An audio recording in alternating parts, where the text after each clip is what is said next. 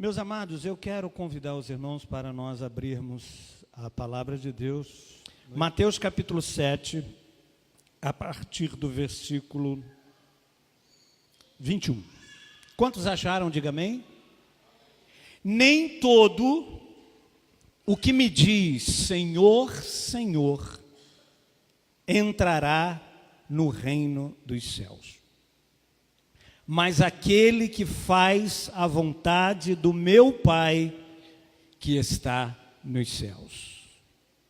Muitos naquele dia hão de dizer-me: Senhor, Senhor, porventura não temos nós profetizados em teu nome? E em teu nome não expelimos demônios? Em teu nome nós não fizemos muitos milagres? Então, naquele dia, eu lhes direi explicitamente: nunca vos conheci. Apartai-vos de mim, os que praticais a iniquidade.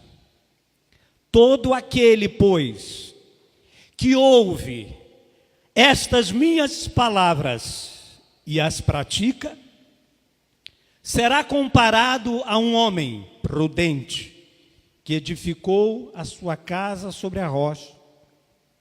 E caiu a chuva, transbordaram os rios, sopraram os ventos e deram com ímpeto contra aquela casa, que não caiu, porque fora edificada sobre a rocha.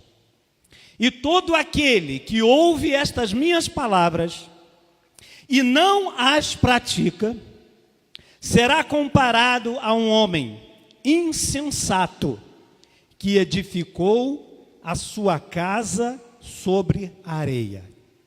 E caiu a chuva, transbordaram os rios, sopraram os ventos e deram com ímpeto contra aquela casa, e ela desabou, sendo grande a sua queda, sendo grande a sua ruína.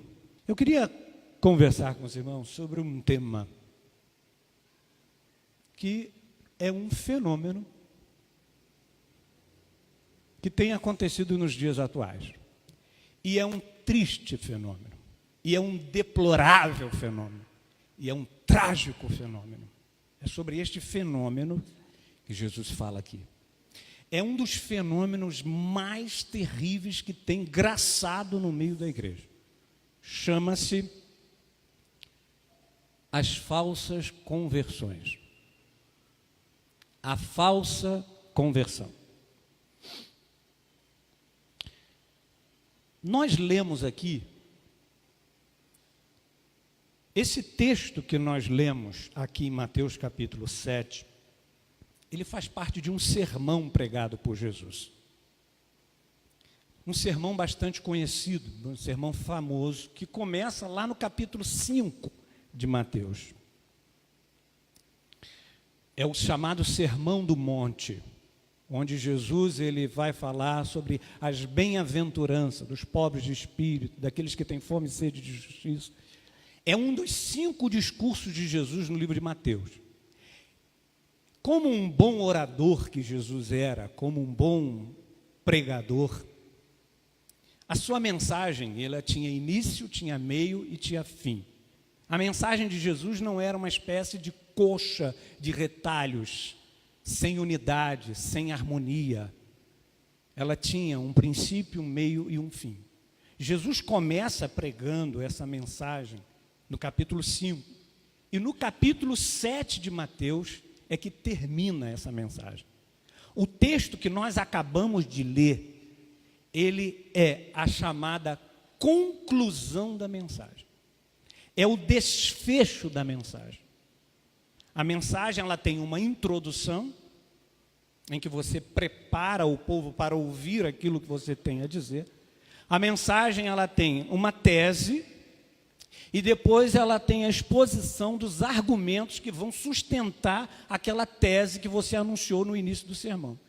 E toda pregação, ela termina com uma conclusão, que é quando o pregador persuade os seus ouvintes para colocar em prática aquilo que foi exposto ao longo do sermão.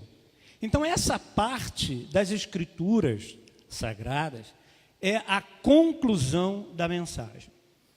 No Evangelho de Mateus, Jesus ele se apresenta aos judeus como rei, como aquele rei prometido no Antigo Testamento. E todo reinado ele tem uma constituição, um conjunto de leis que regem e governam os súditos daquele reino.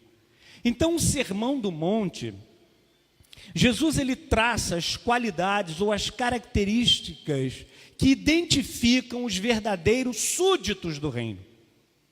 No Sermão do Monte, Jesus ele vai traçar um perfil das características que identifica, que caracteriza quem são os verdadeiros discípulos que compõem esse governo, esse reino de Deus.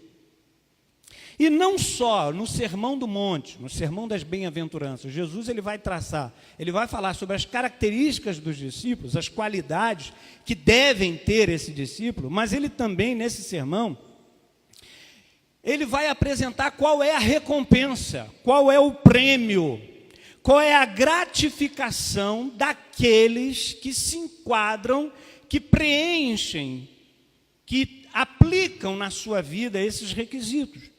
E essa recompensa é traduzida numa felicidade, numa paz e numa alegria que excede todas as circunstâncias.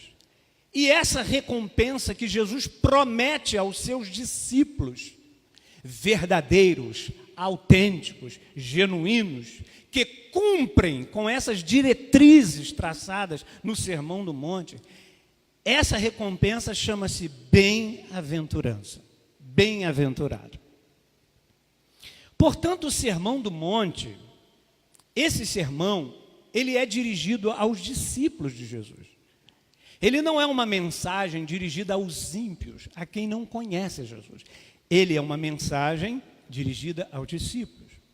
Ele vai falar para mim e para você qual é o caminho da felicidade. Qual é o caminho de uma vida cristã vitoriosa, superlativa, uma vida que agrada a Deus. E a gente precisa, irmãos, entender qual é o verdadeiro sentido das Escrituras Sagradas, é exatamente esse. A Bíblia, o que é senão a revelação especial de Deus? Na teologia, se divide revelação geral, que é aquela revelação que Deus se deu a conhecer a todos os homens, indistintamente, através da natureza, através da história.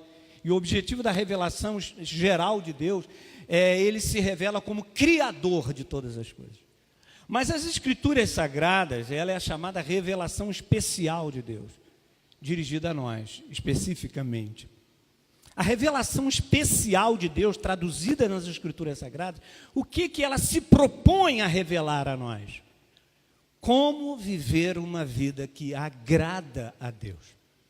As Escrituras Sagradas, elas nos mostram como nós devemos viver uma vida que agrada a Deus.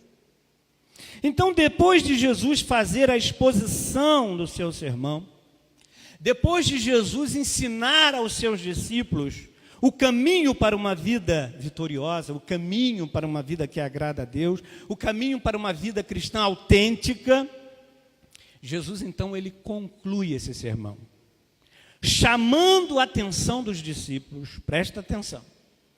Jesus ele conclui com uma advertência. Você pode concluir um sermão de várias maneiras. Você pode, por exemplo, concluir o sermão fazendo um resumo do corpo do sermão. Você pode terminar um sermão com uma ilustração, com uma história, mas Jesus aqui, ele conclui o sermão, depois dele fazer a exposição da doutrina, ele vai concluir chamando a atenção dos seus discípulos para um perigo grave. Jesus, ele conclui o seu sermão advertindo aos seus discípulos, primeiro, que não é suficiente conhecer as verdades que ele havia acabado de ensinar. Por mais surpreendentes, maravilhosas, lindas, poderosas, Jesus disse, presta atenção, não é suficiente conhecer a minha doutrina. Não é suficiente defender estas verdades. Não é suficiente se impressionar com tudo que eu acabei de lhes ensinar, acabei de pregar. Não é suficiente. Saber, concordar, defender, tudo isso que eu ensinei, não vai mudar a vida de vocês, não vai transformar vocês em pessoas melhores. Mas o que muda de fato, o que faz toda a diferença, é se vocês colocarem em prática o que vocês acabaram de ouvir. E aí Jesus, então, ele ilustra algumas coisas dentre um dos textos mais tristes da Bíblia, que é o que vai fatalmente acontecer com aqueles que ouvem a palavra, os ensinamentos, as orientações vindas da parte de Deus, pela instrumentalidade dos pregadores, do pastor, do pai, da mãe, que frequenta culto, que concorda, mas que não pratica. Jesus, ele vai dizer, irmãos, num texto que para mim, existem dois textos na Bíblia que são tristes. Um é o texto que está lá no Antigo Testamento, que quando Sansão, quando ele se levantou para lutar contra os filisteus, achando que ele podia, que ele conseguia, e aí tem um texto que é de chorar. O que não sabia Sansão é que o Espírito de Deus já tinha se afastado dele. Não sabia Sansão que o Espírito Santo.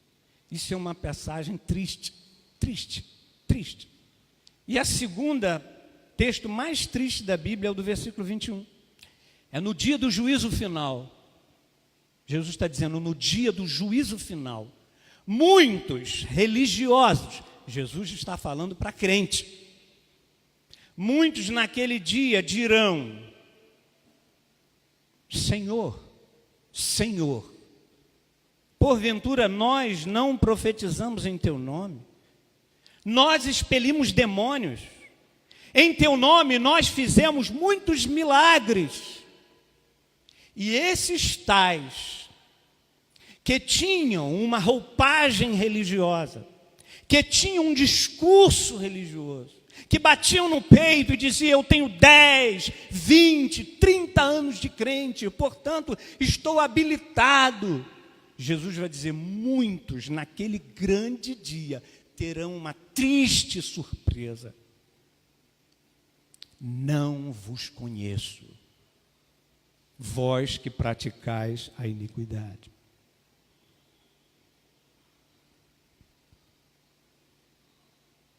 Eles estavam diante do maior problema, que é uma vida alienada de Deus. Deus, através de Jesus, expressa o Sermão do Monte, mostrando como eles podem restabelecer a vida de comunhão com Deus. Como ver uma vida que agrada a Deus? Eles estavam diante do melhor professor, Jesus.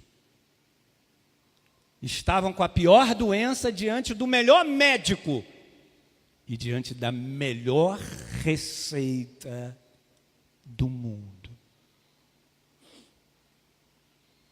Mas nenhuma transformação, nenhuma cura, nenhuma mudança acontece se vocês não colocarem em prática essa receita. Vocês estão diante do melhor médico, vocês têm o maior de todos os problemas, que chama-se pecado. Vocês têm diante de você a melhor receita, mas a sua vida não vai mudar, você não vai ser transformado. Nada muda se você não colocar em prática.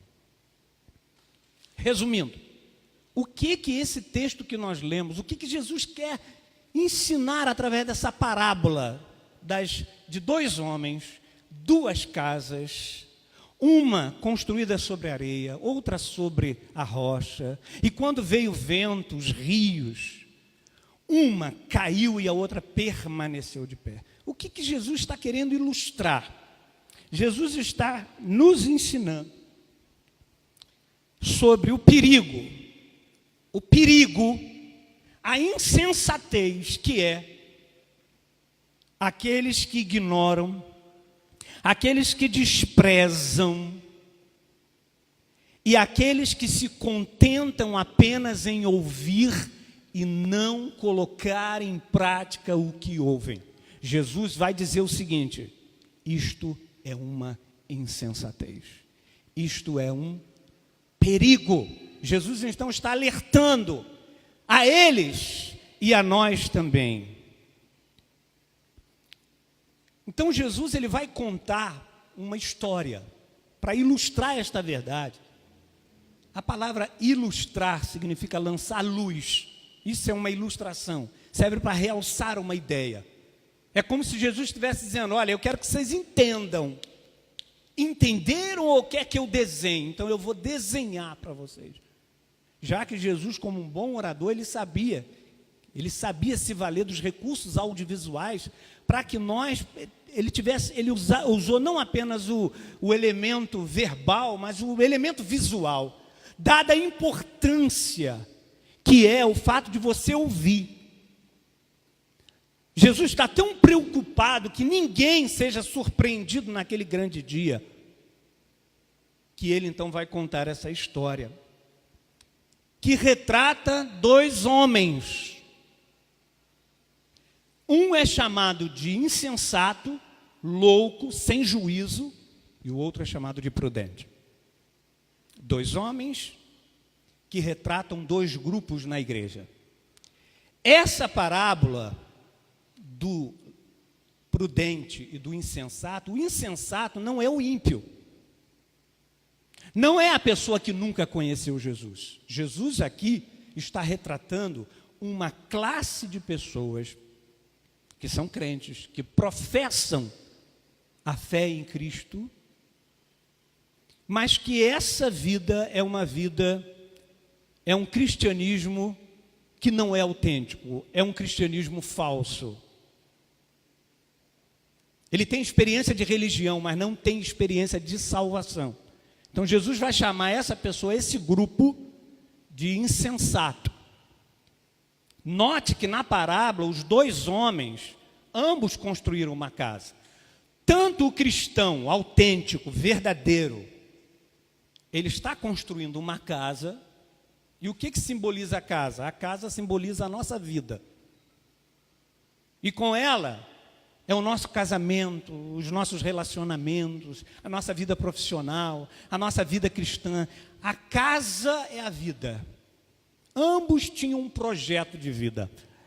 Ambos tinham um ideal. Ambos ocupavam o mesmo espaço. Jesus está dizendo o seguinte: tanto o crente espiritual, que é governado por mim, que é dirigido por mim, que vai morar no céu, quanto o carnal, eles habitam juntos, eles sentam um do lado do outro, e nós não somos capazes de identificar.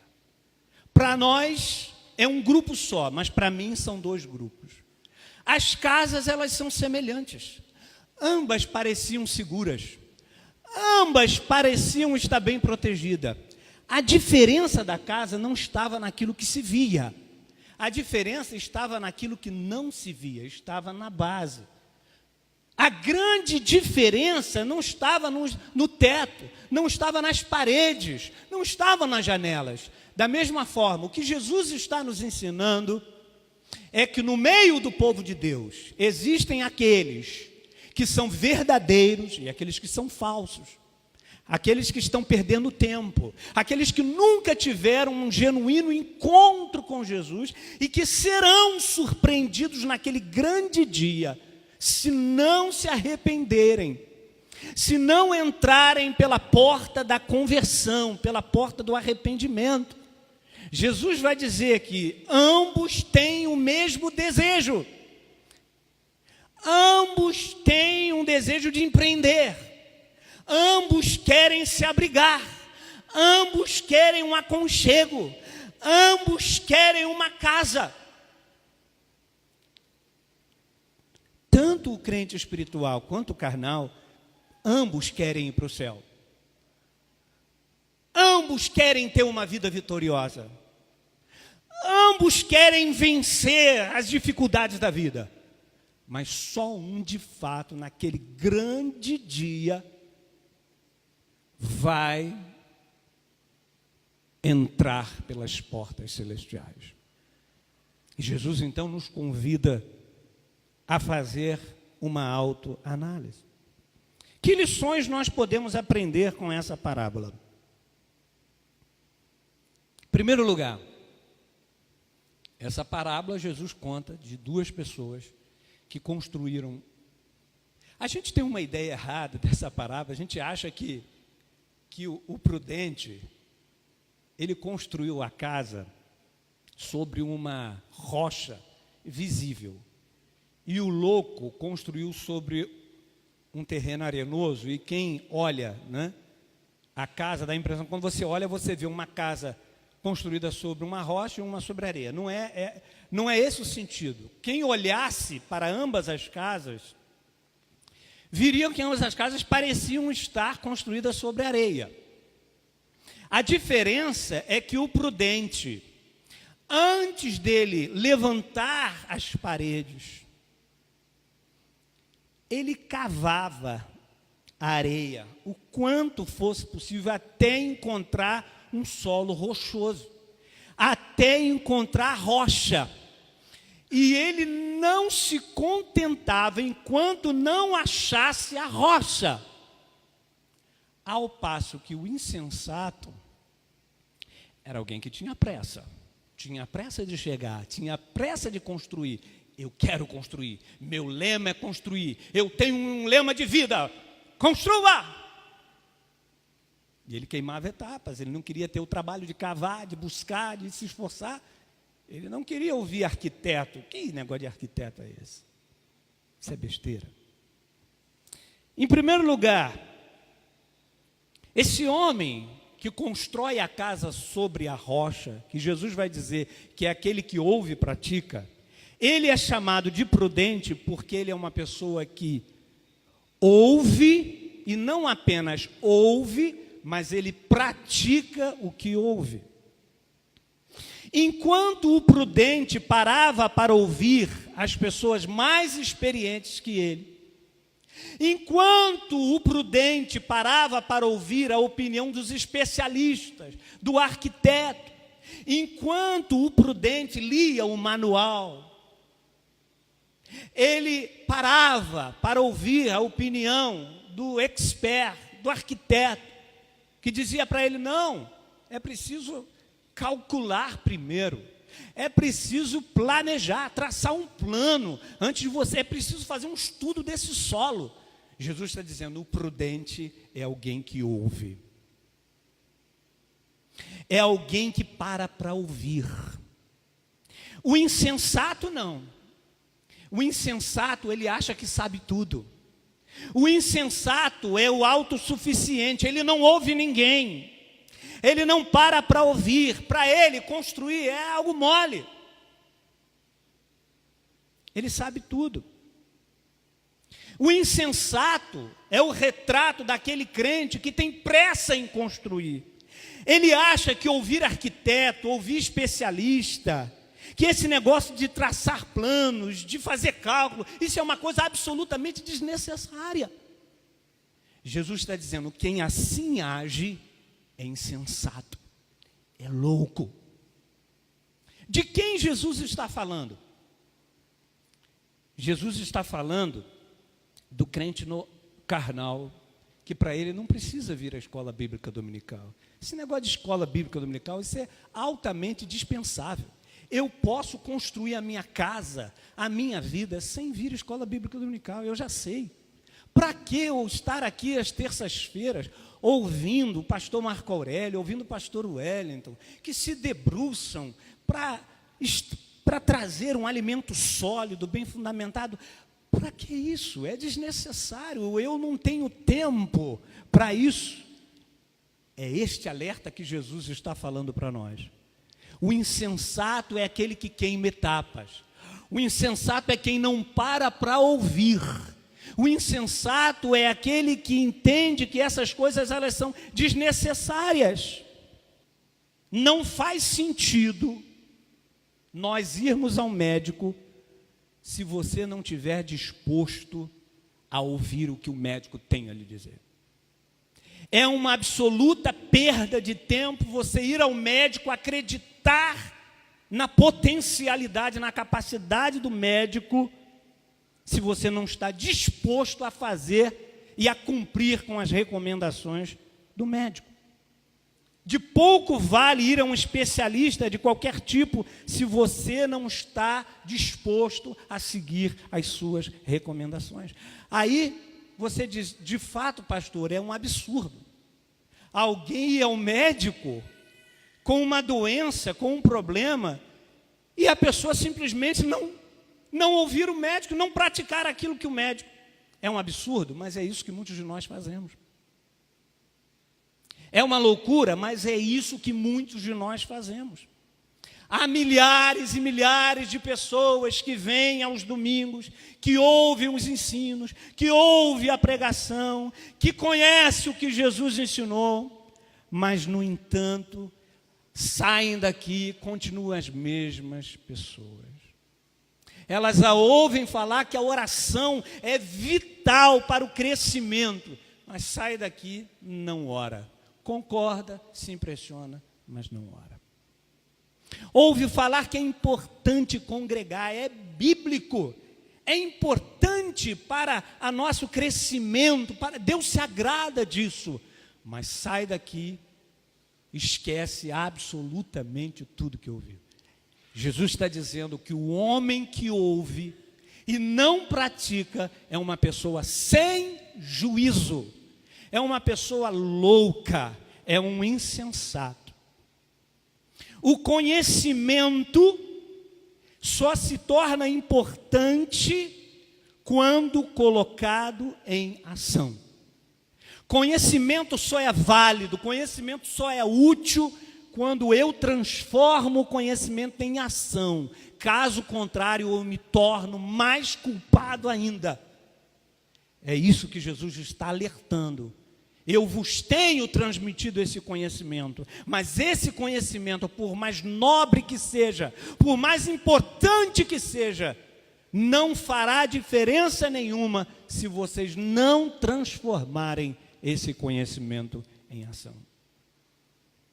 Eu costumo sempre dizer, irmãos, que conhecimento por si só não vira a vida de ninguém.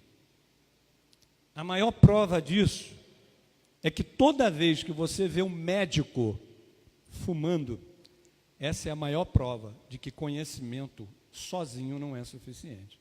Ele sabe que o fumo é prejudicial à saúde, ele sabe que o fumo mata, mas ele continua fumando. Não basta ter doutrina correta, é preciso ter prática correta. Jesus disse: se alguém quer ser meu discípulo, faça um discurso a meu respeito. Faça apologia a mim. Não. Se alguém quer ser meu discípulo, tome a sua cruz. Negue-se a si mesmo. E se você quer ser meu discípulo, siga-me. Vá atrás de mim. O que eu falar, você fala. Onde eu pisar, você pisa. Você quer ser discípulo de Jesus? Jesus não está interessado em admirador. Ele quer discípulo. A segunda lição que nós aprendemos é que o prudente, ele é prudente Sabe por que ele é chamado de prudente? Porque ele valoriza o valor do alicerce. Ele reconhece o quanto o alicerce é indispensável, é fundamental. Porque o alicerce de uma casa que suporta todo o peso de uma casa. É o alicerce de uma casa que mantém alinhada as paredes de uma casa. Jesus vai dizer: o homem prudente é aquele que, além de ouvir e praticar. Como é que eu sei que ele é prudente? Porque ele sabe que não se brinca na hora de fazer um alicerce. Ao passo que o insensato encara o alicerce como coisa acessória. Não deu tempo para fazer. Vamos construir a casa assim mesmo. O insensato se preocupou com parede. Parede é acessório. O insensato se preocupou com a textura da sua casa. Textura é acessório. Não faz nenhuma diferença se a casa, as paredes recebem uma pintura ou uma textura. Mas o prudente disse: não. Eu preciso me preocupar com o alicerce da minha casa. O alicerce não pode faltar. O alicerce é fundamental, ele é indispensável. Como é que nós podemos saber que o prudente valoriza o fundamento, o alicerce? Primeiro, porque ele dedica tempo para cavar fundo até achar a rocha. Ele não mede esforços. Ele se esforça porque ele sabe que aquele tempo despendido, aquele esforço é necessário. Tal é a importância do alicerce. E ele não se contenta, ele não fica tranquilo enquanto ele não acha o alicerce. Por quê? Porque ele encara: o alicerce não é acessório, o alicerce é essencial, é fundamental. Irmãos, existem coisas na vida que são acessórias. Existem coisas que são fundamentais, indispensáveis. Enquanto para o insensato o alicerce é acessório, é dispensável, é irrelevante. Para o insensato o alicerce é só um detalhe. E eu pergunto aos irmãos, nesta noite essa pergunta serve para mim. Jesus ele está dizendo o seguinte: o alicerce sou eu e a minha palavra. Qual é a importância que eu, José Wellington, estou dando ao alicerce, que é Jesus? Qual é o grau de prioridade que Jesus tem na minha vida e na sua vida? A gente diz que Jesus é alicerce, que Jesus é indispensável, que ele é vital na nossa vida. Mas a gente trata Jesus como se ele fosse um acessório. E de vez em quando a gente vem e se reúne no nome dele aos domingos, e alguns nem no domingo vêm. E a gente enche a boca para dizer que Jesus é tudo para mim. Jesus, tu és lindo, lindo, é maravilhoso, tu és o centro da minha vida, mas trata Jesus como acessório. Eu digo que Jesus é tudo, que ele é o fundamento da minha vida, mas Jesus olha para mim e diz assim: pois é, você diz isso, mas você dá mais importância à televisão do que a mim. Você diz que me ama, mas não ama a minha palavra, mas não se debruça sobre a minha palavra. Você diz que eu sou importante na sua vida, que eu sou essencial, mas você me trata como se eu fosse um acessório. Alguém que você só se lembra quando você tem um problema. É como um remédio de dor de barriga que está lá no canto, empoeirado. Mas quando o problema bate à sua porta, você recorre a mim. Irmãos, é sobre isso que Jesus está nos alertando. Qual é a importância que você e eu temos dado a Jesus na nossa vida? Qual é a importância que eu e você temos dado à palavra de Deus? Ou será que a gente vai continuar nos auto-iludindo? Nos auto-enganando, irmãos, porque o pior mentiroso é aquele que mente para ele. Quando Jesus olhou a casa, as duas casas, elas pareciam legal, mas Jesus olha o que os nossos olhos não veem. Jesus olha para mim, vocês olham para mim, né? Vocês vão dizer que eu sou um homem de Deus, não é verdade? Poxa, prega bem, o pastor Wellington, casado há 27 anos, isso é o que você vê. Mas Deus me conhece por dentro. Deus me conhece por dentro. Eu posso enganar você, você pode enganar a mim, mas Deus nos conhece por dentro. E por isso Ele nos confronta, porque Ele nos ama. Porque é melhor, irmãos, a gente ser confrontado por uma palavra dura, indigesta como essa, do que nós, naquele grande dia, sermos surpreendidos. Mas, Senhor, em Seu nome, eu expulsei demônio. Senhor, em Seu nome, eu operei muitos milagres. Apartai-vos de mim, porque eu não conheço vocês. Ou seja, vocês não têm relacionamento comigo. Eu não conheço. Irmãos, o diabo, ele é o quê? O pai da mentira. Presta atenção. Ele é o pai da mentira, não é porque ele induz você a mentir apenas. O diabo, ele é o pai da mentira, porque ele nos induz a viver uma vida mentirosa. Uma vida de aparência. Uma vida de engano.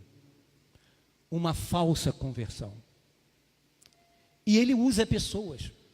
Por isso que Jesus ele vai dizer antes desse texto, acautelai-vos dos falsos profetas. Porque o falso profeta não está interessado no teu bem-estar, ele está interessado no seu dinheiro.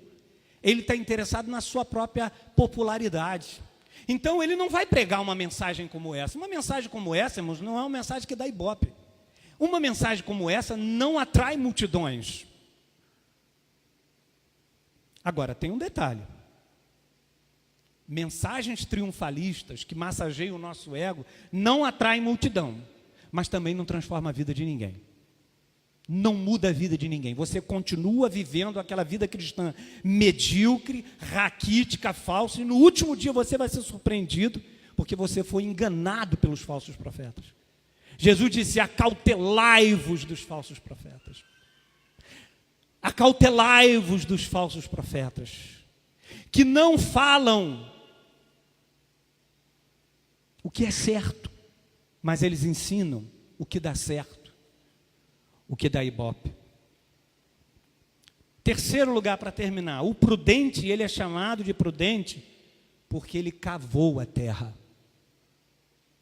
Ele fez esforço, ele fez sacrifício, ele se empenhou, ele lutou. O insensato não. O insensato é alguém que diz assim, eu tenho pressa. Esse negócio de ouvir, ler manual não é comigo. Ele queria os benefícios de uma casa bonita, eles queriam os benefícios de uma casa aconchegante, mas não queria pagar o preço de cavar. Ele queria o bônus, mas não queria suportar o ônus. A gente quer ser um Hernandes Dias Lopes. Mas será que a gente está disposto a pagar o preço que ele pagou? Você conhece a história dele? Desde a sua tenra idade, chegou a passar fome. Foi para São Paulo estudar teologia. Disse que às vezes não tinha dinheiro para comer. O que ele estava fazendo? Cavando, cavando. Quantas noites de oração. Quanto tempo investido no estudo da palavra. Às vezes a gente olha uma pessoa, poxa, eu queria ter a unção daquela pessoa, eu queria ser usado como aquela pessoa, mas nem sempre nós estamos dispostos a pagar o preço da oração, de buscar, de se esforçar. Irmãos, isso não quer dizer que a gente tenha que pagar pela nossa salvação. Mas a Bíblia nos diz que nós temos que desenvolver a nossa santificação. O nosso crescimento, o nosso desenvolvimento espiritual depende do nosso esforço. Como a gente sempre tem falado aqui na Oásis, irmãos, o custo para ser um salvo é 0. Mas o custo para ser um discípulo é alto. Para ser um discípulo é preciso cavar, é preciso esforço. Se eu quero ter uma vida cristã vitoriosa, eu preciso investir na minha vida espiritual. Para ser um discípulo, o custo é alto. É o custo de se identificar com Cristo no seu sofrimento. É o custo de estar disposto a ser desprezado. É o custo de você abandonar a sua própria vontade, de você crucificar a sua própria carne e de se render à vontade de Deus. Isso significa cavar. As pessoas querem vitória, querem uma vida cristã vitoriosa, mas não estão dispostas a cavar, não estão dispostas a orar, não estão dispostas a ler a Bíblia, não estão dispostas a evangelizar, não estão dispostas a se envolver com a igreja. Quando nós temos um problema, isso é muito comum, irmãos. A pessoa tem um problema, ela prefere viajar quilômetros para se consultar com a irmã fulana de tal, que é profetisa. Não que isso em si mesmo seja errado, mas isso reflete essa conduta do insensato, que não quer gastar tempo de joelhos dobrados, clamando para Deus falar com você, ou se debruçar sobre a Bíblia Sagrada. É mais fácil, é mais cômodo você queimar etapas e ir viajar para aquela suposta profeta falar com você. Jesus nos alerta sobre isso.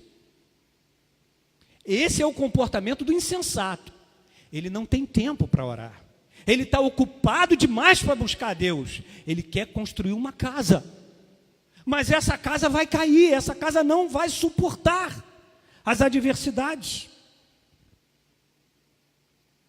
Existe um teólogo contemporâneo de Hitler, um teólogo alemão chamado Dietrich Bonhoeffer, você já deve ter ouvido falar.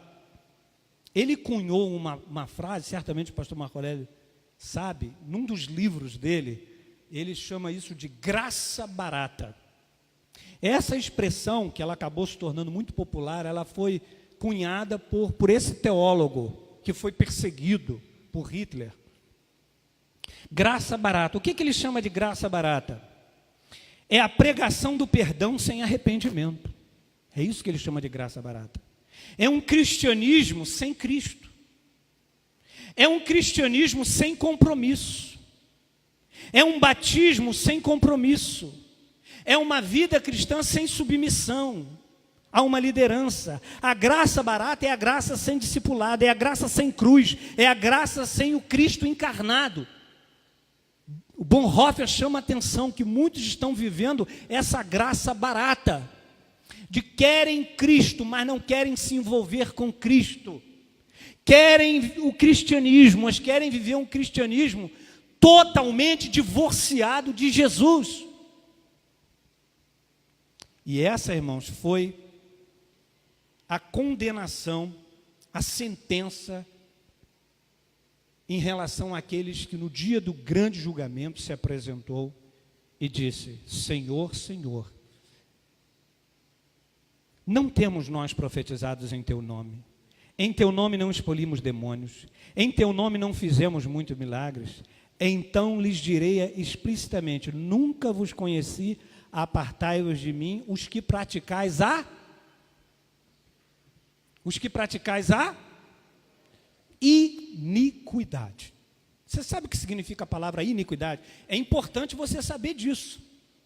Porque Jesus disse que a grande culpa daqueles homens que expulsava demônio, Jesus está falando de crente e pentecostal, de gente que fazia muita coisa que eu e você não fazemos.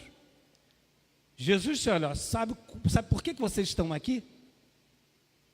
Sabe por que vocês vão para o inferno? Porque vocês praticaram a iniquidade. Agora, presta atenção o que é iniquidade. Existem duas coisas perigosas no meio da igreja. Uma chama-se legalismo. A igreja sofreu muito por causa do legalismo. O que é o legalismo? É o acréscimo de leis de homens que não têm amparo nas Escrituras Sagradas. É o jugo imposto pelo homem de leis que são mandamentos de homens. E as pessoas condicionam a salvação a essas ordenanças. Isso é um legalismo combatido pela Bíblia. Principalmente em Gálatas, Paulo combate. Mas há um outro perigo, que é a iniquidade. No original, a palavra iniquidade significa anomia. Anomia. O prefixo a significa sem, nomia, lei. Apartai-vos de mim, vocês, que dizem que são meus filhos, que dizem que me amam, que têm o nome de crente. Você diz, mas você vive uma vida como se eu não existisse. Isso é iniquidade. É uma vida sem lei. É uma vida sem compromisso. É uma vida que a gente vive, a gente não se preocupa em saber se esta é a vontade de Deus, se Deus se agrada disso. É o cristão autossuficiente, ele vive a vida dele sem se importar que se Deus está governando, se Deus está dirigindo, ele não dá importância.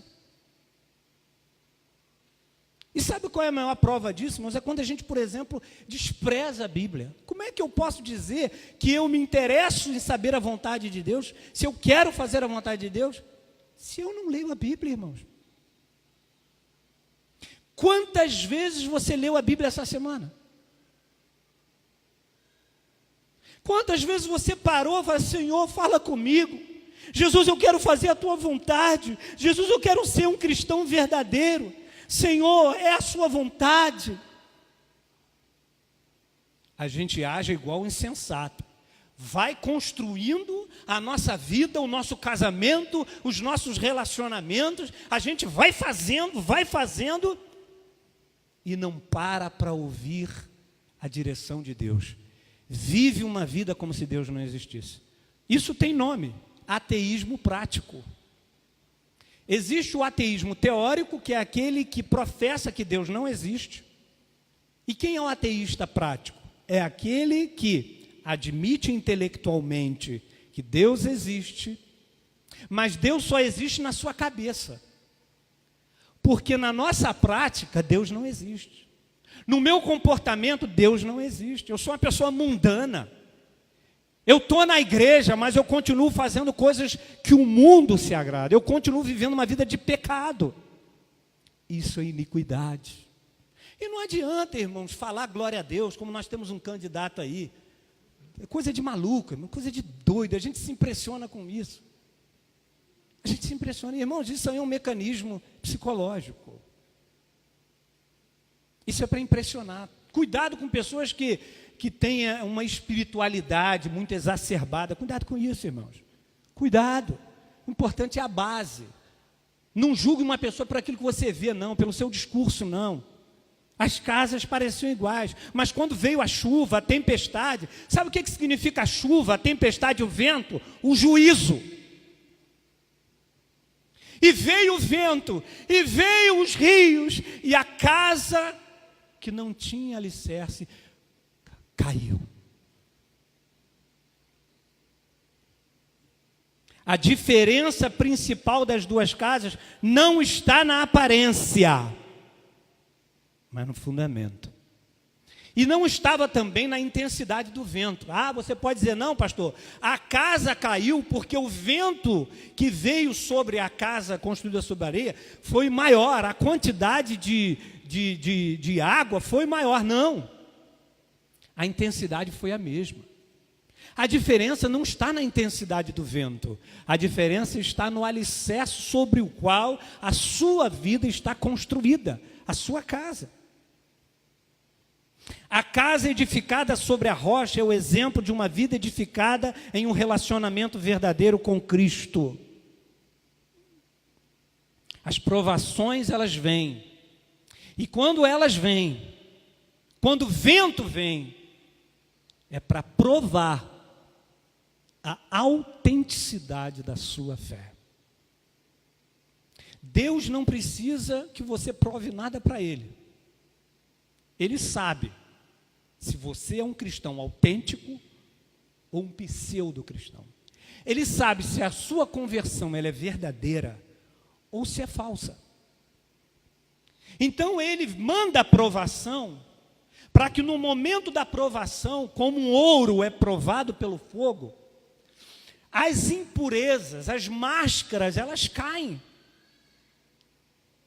Quando vem o vento, quando vem o juízo, as máscaras, elas caem. Elas não suportam. É no momento da adversidade, da luta, da dor, que a gente prova o quanto de fato nós amamos a Cristo, o quanto de fato a minha vida está alicerçada em Cristo, ou a minha vida está alicerçada na areia movediça das emoções. O falso profeta vai dizer para você: pastor, eu sinto que se Jesus vier agora, eu vou para o inferno.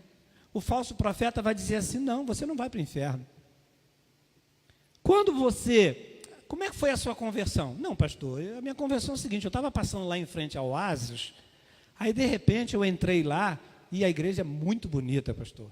E tinha um pastor lá legal, o cara era legal, pastor, legal. Ele não usava gravata, esse negócio de terno, ele é um cara legal. E tinha um louvor maneiro. Aí eu fiquei, e estou até hoje, pastor, que bênção. Então se você está até hoje, você é crente. É uma casa construída sobre areia. Por isso Jesus dizendo: acautelai-vos dos falsos profetas. Se você não entrar pela porta da conversão, você não é salvo. Conversão envolve 2 atos: arrependimento e fé. Para que você possa se considerar uma pessoa verdadeiramente convertida, você tem que ter experimentado o arrependimento. O que é o arrependimento? É o abandono do pecado. E fé é a aproximação de Cristo. Não basta dar as costas para o pecado. Eu preciso me consagrar a Cristo. Eu preciso me envolver com Cristo. Eu preciso ter a minha natureza transformada pela ação do Espírito Santo. Porque quando, irmãos, nós temos uma experiência real de salvação, quando o Espírito Santo transforma a minha natureza carnal, que era propensa para o pecado, muda o meu estado de alguém que era alienado de Deus, que hostilizava a Deus. Agora que eu sou um novo crente, a fé, ela traz uma coisa chamada afeição. Eu tenho ódio do pecado, eu tenho afeição pelas coisas de Deus. Então, se você é um cristão que não tem apetência pelas coisas de Deus, você precisa acender a luz amarela. Se, por exemplo, a pessoa que ela tem prazer em pecar, ela precisa fazer uma autoavaliação se de fato ele não é um falso convertido. Porque a Bíblia diz que aquele que é nascido de Deus não vive a prática do pecado. O cristão que peca na segunda-feira, pede perdão na terça e volta a pecar na quarta, esse cristão precisa se converter.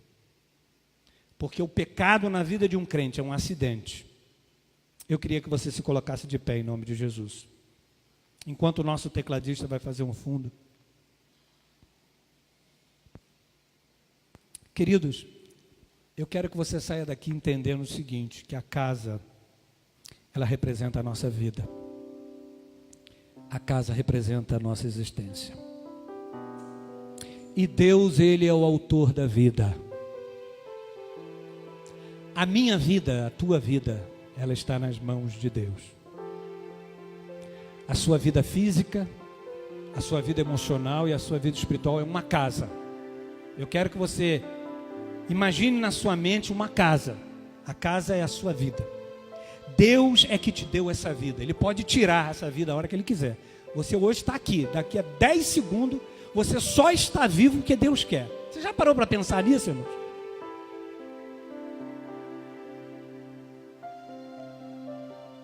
Ele dá e Ele tira.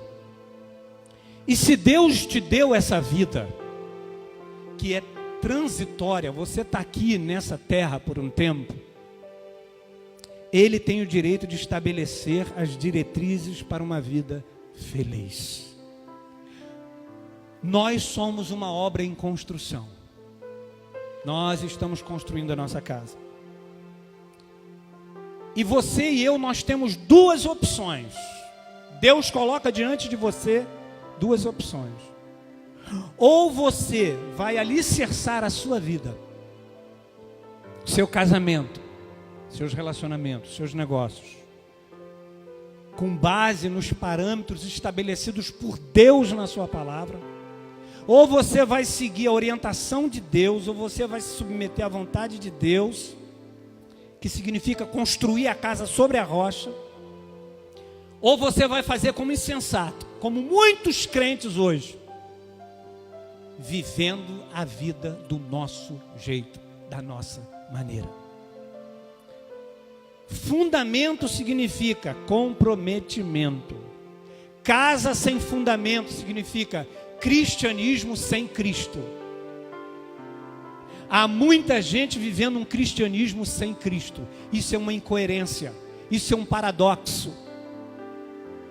A Bíblia diz que grande foi a sua queda. O povo de Israel tinha tudo para ser feliz, irmãos. Foi pinçado, foi eleito. Ele começou a se enveredar por um caminho de idolatria, de desobediência. Deus levantou profetas, Deus levantou circunstâncias, mas o povo permaneceu na sua obstinação, vivendo uma vida independente de Deus, achando na sua loucura que ele seria feliz assim. Deus é um Deus de toque, irmão. Deus está te dando um toque nesta noite. Até quando você vai continuar assim, se auto-enganando, se auto-iludindo? Essa queda pode estar vindo para você essa noite. Jesus disse: grande foi a queda. E há muitas pessoas na igreja, irmãos, que já estão mortas. Essa queda pode significar uma vida cristã medíocre, pobre, apática. Pessoas que não sabem mais o que é sentir o pulsar do coração de Deus. Pessoas que estão na igreja, mas não produzem frutos. Porque a falsa conversão, irmãos, ela traz problema para a pessoa, mas ela traz problema também para a igreja. Porque o falso convertido não produz. O falso convertido traz problema para a igreja. Mas o falso convertido também traz problema para o mundo. Porque o falso convertido faz com que o nome de Deus seja blasfemado, faz que o nome de Deus seja escandalizado. Mas ainda hoje Deus está falando. Irmãos, eu termino dizendo o seguinte: eu não tenho prazer em pregar essa mensagem. Eu não prego essa mensagem com alegria. E eu não prego de coração. Eu nem quis pregar essa mensagem. Eu não prego com alegria no coração. Eu sei que essa mensagem ela é indigesta.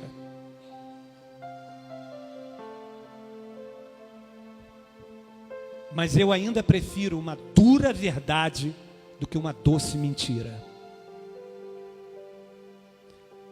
Nós temos responsabilidade com essa igreja, irmãos. Eu não fui chamado para ser popular. Eu fui chamado para ser fiel, para pregar a verdade. E a Bíblia diz que é melhor a repreensão aberta do que o beijo encoberto. A Bíblia diz que fiéis são as feridas feitas por quem ama. Nessa noite, essa mensagem não foi pregada para que você se sinta menosprezado, diminuído, não. Essa mensagem, ela está sendo pregada para você fazer uma autoanálise, para você olhar para dentro de você, para você olhar um olhar introspectivo.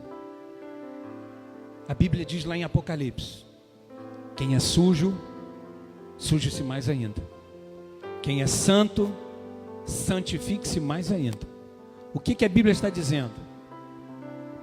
Nós estamos vivendo os momentos decisivos da igreja. Jesus está voltando. Não adianta você se privar das coisas do mundo, você não fazer com as coisas do mundo, e no final, você ir para o inferno. Você nem se deleitou com as coisas do mundo, e no final você nadou e morreu na praia. Então Deus é aquele que levanta homens para dizer para você: põe em ordem a tua casa, reveja a sua vida, confesse o seu pecado, decida viver uma vida cristã de verdade, uma vida cristã autêntica. Eu não vou chamar ninguém aqui porque eu não quero constranger ninguém. Mas você vai curvar a sua cabeça e você vai dizer, e eu também vou dizer, porque título de pastor, irmão, não quer dizer nada não. Nicodemos era mestre. Nicodemos tinha conhecimento intelectual da Bíblia. Mas Jesus disse para Nicodemos: Nicodemos, você está reprovado. Você precisa nascer de novo. Irmãos, naquele grande dia, eu, José Wellington, Deus me livre de naquele grande dia, Jesus olhar para mim e dizer: você pregou, você fez tudo isso, mas eu não era o fundamento da sua vida. Eu era um acessório. Eu não te conheço. Há uma diferença em conhecer Jair Messias Bolsonaro e Bolsonaro conhecer você. Você conhece Bolsonaro, mas Bolsonaro não te conhece. Não adianta dizer eu conheço Deus, e naquele dia ele vai dizer eu não conheço você. Conhecer Deus é fácil, o importante é Deus nos conhecer.